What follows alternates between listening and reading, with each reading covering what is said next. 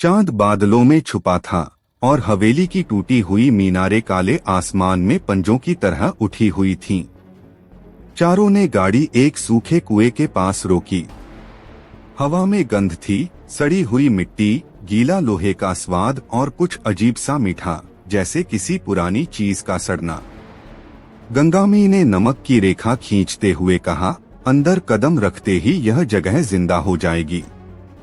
अपनी नजरें और दिल मजबूत रखना। हवेली का प्रवेश।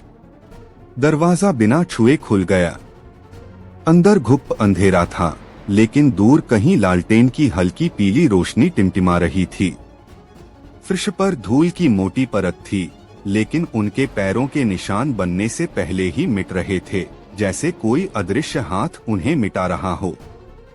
दीवारों पर पुराने चित्र टंगे थे और उनमें चेहरे धीरे धीरे बदल रहे थे।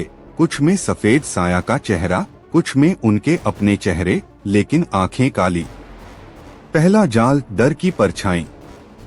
जैसे ही वे हवेली के बीच वाले हॉल में पहुंचे, हर किसी को अपनी सबसे बड़ी डरावनी याद दिखने लगी।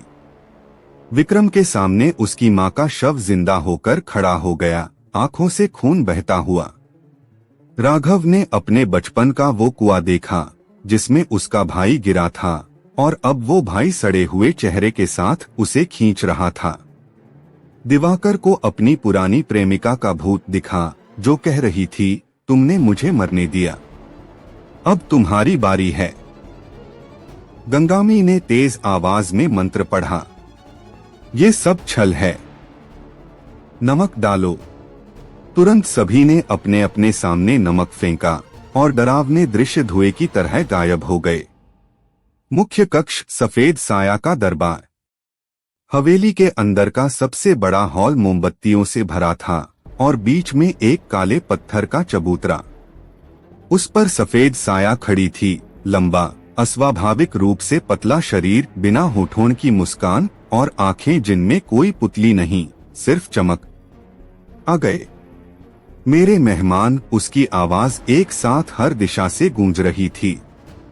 विक्रम ने ताबीज निकाला और जैसे ही उसे हवा में घुमाया, सफेद साया का असली रूप दिखने लगा। सड़ी हुई त्वचा, आधा चेहरा हड्डी और पेट में से कई हाथ बाहर आते हुए। लड़ाई की शुरुआत। दिवाकर ने लोहे की छड़ी उसके पैरों पर मारी। चीख इतनी तेज थी कि खिड़कियों के शीशे फट गए। राघव ने हल्दीनमक हवा में फेंका, जिससे उसके बच्चों वाले साए चीखते हुए पीछे हट गए। लेकिन सफेद साया ने अपना एक लंबा हाथ गंगामी की ओर फेंका और उसे गर्दन से पकड़ लिया। तूने मुझे धोखा दिया बहन, अब तू सबसे पहले मरेगी। विक्रम ने लोहे की छड़ी से हाथ पर वार किया और गंगामी गिरते गिरते बच गई।